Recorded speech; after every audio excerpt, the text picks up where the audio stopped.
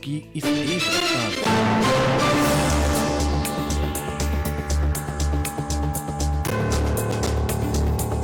खबर बालाघाट से है, जहां नैनपुर राजमार्ग पर पसरे अतिक्रमण को हटाने आज राजस्व, नगरपालिका और पुलिस फोर्स पहुंची थी, किंतु एक अस्थायी मंदिर को हटाने को लेकर विवाद हो गया। मंदिर के पुजारी का कहना है कि जिस जगह पर मंदिर बना है उसका मालिकाना हक उसके पास है।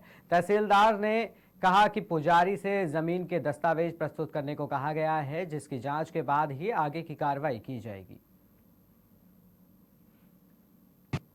नगर पालिका प्रशासन बालाघाट के द्वारा जो कार्रवाई प्रारंभ की गई है अतिक्रमण हटाने की, उसके संबंध में कुछ विवादास्पद स्थिति निर्मित होने पर मौके पर मैं स्वयं भी उपस्थित हुआ और जानकारी मिली कि यहाँ पर एक जो मंदिर स्वरूप में निर्माण स्थल है, इस पर संबंधित पक्ष के द्वारा अपना दावा किया जा रहा है कि हमारे भूमि स्वामी की भूमि है, जिसका हम हमारे शासकीय अभिलेख के दस्तावेजों से परीक्षण करा रहे हैं और साथ में इनके द्वारा सिविल कोर्ट में एक वाद लंबित होने की जानकारी दी जा रही है। तो उन दस्तावेजों को देखा जाएगा, उनका एक बार परीक्षण किया जाएगा। यदि कोई वैधानिक कार्यवाही अपेक्षित होगी तो वो करते हुए अग्रिम कार्रवाई की जाएगी। बाकी से जो भी अन्य आगे के मार्गों पर कार्रवाई होना है नगर पालिका प्रशासन के द्वारा, उसमें प्रशासन भी साथ में रह करके कार्रवाई पूर्ण कराएगा। कब तक हो जाएगा इस मामले में? दस्तावेजों का आज संभवतः इनको समय दिया हुआ है, तो आज तक ही देंगे हमें, उसके बाद इसमें कार्रवाई की जाएगी। बस नगर पालिका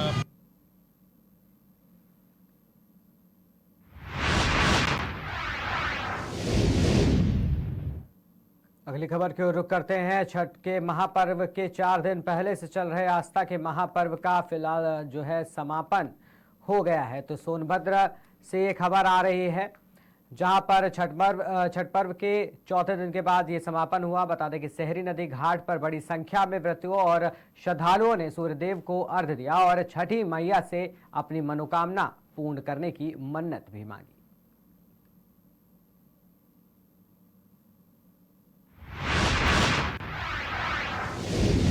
खबर रायबरेली से है, जहां उत्तर प्रदेश के मुख्यमंत्री योगी आदित्यनाथ के सख्त निर्देशों के बाद भी आला अधिकारी सुधरने का नाम नहीं ले रहे हैं, जबकि साफ तौर पर आदेश है कि राजस्व भूमि से जुड़े मामले पर अधिकारी गंभीर होकर मामले का निपटारा कराएं, ताकि समय के उपरांत जिस तरह के हालात पैदा होते हैं उसमें खूनी संघर्ष तक मामला पहुंच जाता है। अब देखना यह होगा कि जिलाधिकारी के मामला संज्ञान में आने के बाद लेखपाल अपनी मनमानी कर पाते हैं या फिर ग्रामीणों को न्याय मिल पाता है।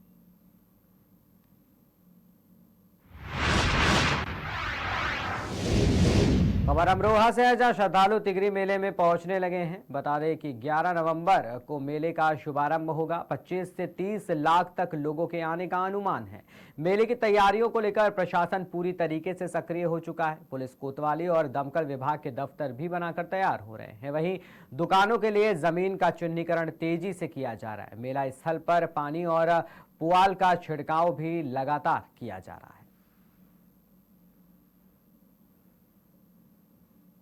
मौजूद है अमरोहा के गजला तिगरी धाम मेले पर, जहां पर हर साल की भांति इस वर्ष भी गंगा मेले का आयोजन किया गया है, जिसमें दूर दूर से श्रद्धालु यहां पर अपनी आस्था को लेकर के आते हैं, जिसका शुभारंभ 11 नवंबर को होगा और समापन गुरु पूर्णिमा को 15 नवंबर को होगा, जिसमें मेला पूरी तरीके से यहाँ पर पूर्ण तरीके से लग चुका है। जैसा हिंडोला की व्यवस्था और मौत की वजह से कई तरीके के यहाँ पर खिलौने दुकानें, सब चीज़ों की, मिठाइयों की दुकान, पूरी तरीके से मेला यहाँ आयोजित हो चुका है, जिसको लेकर के प्रशासन की भी यहाँ पर कड़ी सुरक्षा है।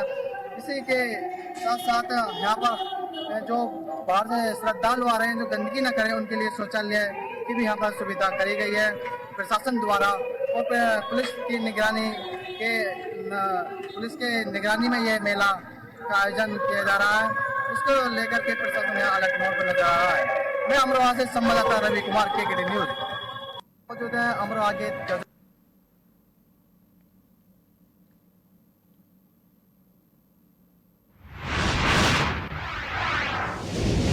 खबर बांदा से है, जहां पर पीड़िता जिलाधिकारी कार्यालय पहुंचकर डीएम को लिखित शिकायत पत्र देकर न्याय की गुहार लगाई है। बता दें कि एक प्राथमिक विद्यालय विकासखंड बिसंडा जनपद बांदा में शिक्षा मित्र के पद पर नियुक्त हैं। एक प्राथमिक विद्यालय का हेडमास्टर सुशील कुमार पांडे पीड़िता को विगत कई वर्षों से परेशान और टॉर्चर कर रहा है।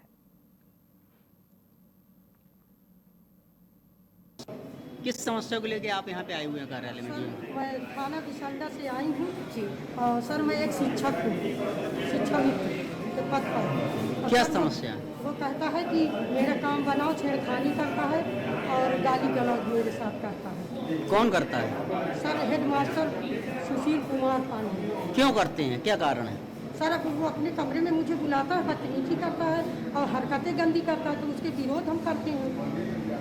ये कब से परेशान कर रहा है ये सर परेशान तो बहुत दिन से कर रहा है, लेकिन सर हम अपना लड़ भिड़ के निपट लेते थे। लेकिन इस बार सर ये हमारे साथ बहुत गलत व्यवहार किया। मेरे कमरे में बच्चों के साथ गया और वहाँ मुझे मारने के लिए निकला, तो मैं बाहर निकली अपनी जान बचाने। ये इसके लिए आपने अपने उच्च अधिकारियों से बातचीत की, शिकायत की? DSA साहब को दी तो कहता है कि DSA मेरा किशन कुमार मेरा दामाद है, फिर जा उखाड़ लेती। फिर सर मैं DSA साहब के पास आई तो उन्होंने मुझे ये आश्वासन दिया कि आप 28 को विद्यालय पहुंचिए। तो सर मैं गई, ये नहीं था, 29 को गई सर। तो ये 29 को मेरे कमरे में अटैच हुआ और कहा मेरा काम नहीं करती, अब तो मैं मार के फेंकवा दूंगा। और जिस